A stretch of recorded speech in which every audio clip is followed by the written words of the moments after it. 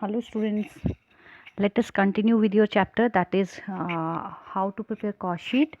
So we have done one or two numericals of that chapter and continue with next is valuation of work in progress at prime cost. Work in progress क्या है? Work in progress, whenever we go to um, anywhere, then on road we see that work in progress, और वहाँ पे work in progress लिखा होता है और आगे काम चला हुआ होता है. मतलब वहाँ पे PWD के workers they are constructing the roads और they are filling the pits and जो भी गड्ढे हैं उनको भर रहे हैं, रिपेयर कर रहे हैं. तो वो वर्क इन प्रोग्रेस है कि आगे काम चला हुआ है. ठीक उसी प्रकार जब हम किसी फैक्ट्री में कोई प्रोडक्ट बनाते हैं तो वो प्रोडक्ट अभी पूरा नहीं होता है और हम उसकी कॉस्ट शीट तैयार कर रहे होते हैं. तो अभी मतलब हमारा प्रोडक्ट वर्क इन प्रोग्रेस है, यानी कि वो अभी चल रहा है. और प्राइम कॉस्ट में जब ये आता है तो उसकी वैल्यूएशन किस तरह से की जाती है देखते हैं. तो जैसे सबसे पहले आप डायरेक्ट मटेरियल लिखेंगे, फिर डायरेक्ट लेबर लिखेंगे, फिर डायरेक्ट एक्सपेंसेस लिखेंगे, फिर आप उसमें opening stock of work in progress को ऐड कर देंगे और less closing stock of work in progress, और फिर वो आ जाएगी आपकी प्राइम कॉस्ट. यानी कि यहाँ ओपनिंग वर्क इन प्रोग्रेस को आपको ऐड करना है और क्लोजिंग वर्क इन प्रोग्रेस को आपको डिडक्ट करना है. देन नेक्स्ट इज इसी तरह valuation of work in progress eight factory cost, कि जब आपने फैक्ट्री कॉस्ट को जब आपने प्राइम कॉस्ट को फाइंड आउट कर लिया, आपकी प्राइम कॉस्ट आ गई है. अब आपने इसमें क्या करना है, add opening stock of work in progress less closing stock of work in progress, और इसके बाद जो भी आपकी फैक्ट्री ओवरहेड्स आती हैं आप उसको ऐड कर सकते हैं. The next is valuation of finish stock. अगर आपको फिनिश स्टॉक की वैल्यूएशन करनी है तो फिर वो कैसे आएगी. फैक्ट्री कॉस्ट आपने कैलकुलेट कर ली है, फैक्ट्री कॉस्ट आपने कैलकुलेट कर ली और उसके बाद आपने add office and administrative overhead, वो आपने उसमें ऐड कर दिया. जो भी आपके ऑफिस सैलरीज आई हैं, जो भी आपके एक्सपेंसेस आ रहे हैं उसको आपने ऐड कर दिया, वो आपकी कॉस्ट ऑफ प्रोडक्शन आ जाती है. फिर आपने add opening stock of finished goods less closing stock of finished goods, वो आपका आ जाएगा cost of goods sold. The next is now means हमने अभी तक तीन चीज़ों में देखा. अगर प्राइम कॉस्ट कैलकुलेट करते हुए आप वर्क इन प्रोग्रेस को वैल्यूएशन कर रहे हैं तो आपने क्या करना है, direct material, direct labour, direct expenses को करना फाइंड आउट करना है. उसमें आपने opening stock of work in progress को ऐड कर देना है, less closing stock of work in progress को. अगर ये फैक्ट्री कॉस्ट पे है तो आपने प्राइम कॉस्ट निकालने के बाद add opening stock of work in progress less closing stock of work in progress.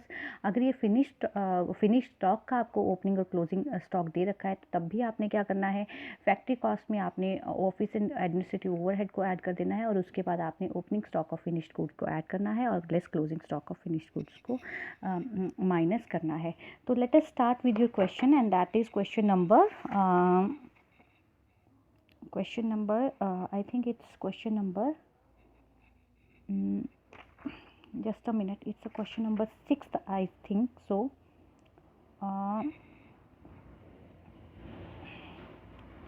It's question number 6th और it's question number, मैं थोड़ा सा देख लेती हूँ.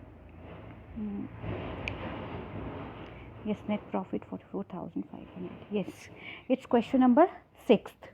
So what is in question number 6th? First of all, I am going to read your question so we can understand question, and it is generally said that a well understand problem is half solve, कि अगर हम एक problem को अच्छे से समझ लेते हैं तो वो हाफ सॉल्व वैसे ही हो जाती है. तो ठीक उसी तरह जब हम क्वेश्चन पढ़ते हैं, रीड करते हैं, तो हमें क्वेश्चन को समझने में आसानी रहती है. और जो क्वेश्चंस मैं आपको व्हाट्सएप पे भेज रही हूँ आप उसको पहले एक नोटबुक पे लिख लीजिए करिए. अगर if you are not having books, अगर आपके पास बुक्स हैं तो आप उस क्वेश्चन को देख सकते हैं, फिर उसको अंडरस्टैंड करो मेरे साथ साथ और फिर उसके बाद ये न्यूमेरिकल सॉल्व करते हैं. चलो. The cost records of a manufacturer reveals the following facts. The first thing is closing stock of raw material that has been given in your question. The next is closing stock of finished goods. Then closing stock of, सबसे पहले closing stock of raw material. जो raw material है, जो आपने material use किया है उसका closing stock है. यानी कि सबसे पहले यहाँ पे हमें मटेरियल कंज्यूम निकालना पड़ेगा कि हमने अपने प्रोडक्ट को बनाने में कितना मटेरियल यूज़ किया है. जो आपका ओपनिंग स्टॉक होगा वो ऐड हो जाता है, मटेरियल जो हमारी परचेजेज होती हैं उसमें ऐड हो जाता है और लेस क्लोजिंग स्टॉक होता है। इसका मतलब क्या है कि हमने जितना हमारे पास ओपनिंग स्टॉक था उसको हमने अपने प्रोडक्ट को बनाने में कंज्यूम किया और जो हमने परचेजेस की उसको कंज्यूम किया और उसमें से इतना स्टॉक बच गया तो उसको हम लेस करेंगे, लेस क्लोजिंग स्टॉक हो जाएगा। फिर आया है closing stock of finished material. आपको पता है cost of work factory cost के बाद इसको हम ऐड और माइनस करेंगे। परचेजेज ऑफ रॉ मटेरियल है वो आपको पता है डायरेक्ट मटेरियल में आएंगी। Work in progress opening, work in progress closing. अगर आपको ये नहीं बताया है कि प्राइम कॉस्ट में करना है या किसी में करना है तो आप इसको फैक्ट्री कॉस्ट के बाद करेंगे। The next is opening stock of raw material, मैंने आपको अभी एक्सप्लेन किया। Opening stock of finished goods आपको पता है। द नेक्स्ट है सेल्स ऑफ फिनिश्ड गुड्स की हमने कितने की सेल की है। The next is administrative overhead जो आपकी आई हैं 15,000। नेक्स्ट आई हैं आपकी सेलिंग एंड डिस्ट्रीब्यूशन ओवरहेड जो आपकी 7,000 हैं। डायरेक्ट मटेरियल है जो 36,000 का है और वर्क ओवरहेड है जो 11,000 की है। और साथ में आपको बोला है prepare a statement of cost for the above and show cost of material consumed and cost of manufacture.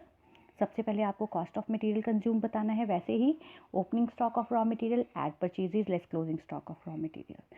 फिर आपको कॉस्ट ऑफ मैन्युफैक्चर बताना है, फिर cost of goods sold, profit made on goods sold and net profit. चलो तो question करते हैं। सबसे पहले हमने मटेरियल कंज्यूम्ड हमने फाइंड आउट करना है ताकि हम डायरेक्ट मटेरियल देख सकें कितना लगा है। हमारे पास opening stock of raw material दिया है तो हम कर लेते हैं opening stock of raw material जो कि है 10,000 रुपया। ऐड हमने कर दिया है परचेजेस जो कि हैं 38,000 की और less closing stock of raw material वो है 23,000 का। तो कॉस्ट ऑफ मटेरियल कंज्यूम्ड आ गया है 25,000 का। और अब हमने जब डायरेक्ट मटेरियल कंज्यूम 25,000 का आ गया है, अब हम इसमें डायरेक्ट लेबर को और डायरेक्ट एक्सपेंसेस को ऐड करेंगे तो हमारा प्राइम कॉस्ट आ जाएगा। लेकिन इस क्वेश्चन में डायरेक्ट एक्सपेंसेस नहीं दिए हैं, डायरेक्ट लेबर दिए हुए हैं जो कि 36,000 के हैं।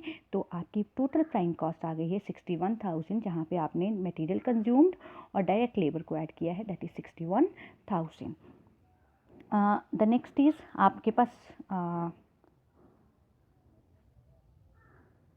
प्राइम कॉस्ट आ गया था जो कि 36 प्राइम कॉस्ट था 61,000 का। तो नेक्स्ट है आपका वर्क इन प्रोग्रेस कि अब आपने क्या करना है, ओपनिंग वर्क इन प्रोग्रेस को ऐड कर देना है जो कि आपका है 3,000 और ऐड जो आपका वर्क ओवरहेड है, वर्क ओवरहेड आपके क्वेश्चन में डायरेक्टली दिया है 11,000 का और less closing work in progress जो कि है 5,000 का। तो आपने जब इनको 3 + 11 14 -5 9,000 तो आपकी वर्क कॉस्ट जो है वो आपकी ये जो टोटल करने के बाद आया है दैट इज आउटर कॉलम में आपने 9,000 लिख लिया और वर्क कॉस्ट आ गई है 70,000 की। प्राइम कॉस्ट थी आपकी, प्राइम कॉस्ट है आपकी 61,000 और अभी जो हमने इस कॉलम का ऐड और माइनस करके देखा तो वो आया 9,000। तो 61,000 + 9,000 दैट इज 70,000। और नेक्स्ट आपने क्या करना है, अब इसमें आप करते हो एडमिनिस्ट्रेटिव एक्सपेंसेस को ऐड करते हो। तो ऑफिस और एडमिनिस्ट्रेटिव ओवरहेड जो है आपने ऐड करनी है जो कि हैं आपकी 15,000 की, वो आपने ऐड कर दी। तो आपकी कॉस्ट ऑफ मैन्युफैक्चर आ गई हैं, कॉस्ट ऑफ मैन्युफैक्चर 70,000 + 15,000 आपकी आ गई हैं 85,000। अब इसके बाद आपने इसमें कॉस्ट ऑफ मैन्युफैक्चर आपकी आ गई हैं 85,000। अब आपने opening stock of finished goods को ऐड करना है और less closing stock of finished goods को 75,000 में से माइनस करना है। तो आपका 85,000 + 15,000 - 1 लाख तो ये आपका 31,500। आप थोड़ा देखिएगा, opening stock of finished goods है 15,000 का और closing stock of finished goods है 31,500 का। ये देखिएगा opening stock of finished goods है 15,000 का और closing stock of finished goods है क्लोजिंग स्टॉक ऑफ 31,500 का। तो ये जो है 1 लाख जो आया है 85,000 + 15,000 इसको ऐड करने के बाद ये 1 लाख आया है। एक्चुअली थोड़ा सा ड्रॉ नहीं हो पा रहा था इसलिए मैं यहाँ ड्रॉ नहीं कर पाई। तो 85,000 + 15,000 ये टोटल है 1 लाख और 1 लाख में से जब closing stock of finished good minus हुआ तो 31,500 हुआ। तो कॉस्ट ऑफ गुड्स सोल्ड जो आया है वो आया है 68,500। तो कॉस्ट ऑफ जो आपका गुड्स सोल्ड है दैट इज़ 68,500। फिर आपने फिर आपने इसमें सेल्स देखी है, सेल्स आपको 1,20,000 मेंशन है। तो आपने प्रॉफिट ऑन गुड्स सोल्ड कि जितनी आपने गुड्स सोल्ड की हैं उस पर प्रॉफिट देखना है। तो 1,20,000 माइनस 68,000 वो आपको 51,000 का ग्रॉस प्रॉफिट हो रहा है। और जब हम इसमें से सेलिंग एंड डिस्ट्रीब्यूशन ओवरहेड को माइनस कर देंगे तो हमारे पास आता है नेट प्रॉफिट। और सेलिंग एंड डिस्ट्रीब्यूशन ओवरहेड है आपके पास 44,500 नहीं 7,000 है, 7,000 आपके क्वेश्चन में दिया गया है। तो आपका नेट प्रॉफिट जो आ गया है 51,500 minus 44,000 minus 7,000 that is 44,500। Once again I am repeating this question answer, sorry solution repeat करती हूँ। सबसे पहले आपने मटेरियल कंज्यूम को फाइंड आउट किया, opening stock of raw material add purchasing less closing stock of raw material. तो आपका cost of material consumed आ गया, आपने इसमें डायरेक्ट लेबर को ऐड किया, आपकी प्राइम कॉस्ट आ जाती है। अब आपने जो प्राइम कॉस्ट आई है इसमें वर्क ओवरहेड को ऐड कर देना है, फैक्ट्री ओवरहेड को ऐड कर देना है, add opening stock of work in progress less closing stock of work in progress. तो आपके पास आ जाएगा वो वर्क कॉस्ट। तो यही हमने किया, ये 9,000 आया, आपकी वर्क कॉस्ट आ गई है 70,000 की। फिर आपने इसमें जब ऑफिस और एडमिनिस्ट्रेटिव ओवरहेड्स को ऐड कर दिया जो कि है 15,000 की, और उसमें ऐड कर दिया और वो आपकी कॉस्ट ऑफ मैन्युफैक्चर आ गई। तो आपकी 70 + 15 85,000 यहाँ पे आ गया है। अब आपने add opening stock of finished goods किया जो कि आपकी 15,000 रुपया है। तो आपने 85 में 15,000 को ऐड कर दिया तो 1,00,000 आ गया है। Less closing stock of finished goods है जो 31,500 का है। तो आपका कॉस्ट ऑफ गुड्स सोल्ड 68,500 आ गया। अब क्वेश्चन में पूछा गया था प्रॉफिट ऑन गुड्स सोल्ड, तो आपने सेल्स को लिखा 1,20,000 और प्रॉफिट ऑन गुड्स सोल्ड आ गया 1,20,000 माइनस 68,500 तो 51,500 आ गया। Less selling and distribution overhead जो 7,000 थे वो यहाँ लिखा। तो आपके पास नेट प्रॉफिट आ गया है 44,500 का। तो ये था आपका 6th क्वेश्चन। और अब आप 7th क्वेश्चन को कीजिएगा और उस करने के बाद वो व्हाट्सएप पे पोस्ट कीजिएगा। तो thank you so much for watching this video. Thank you.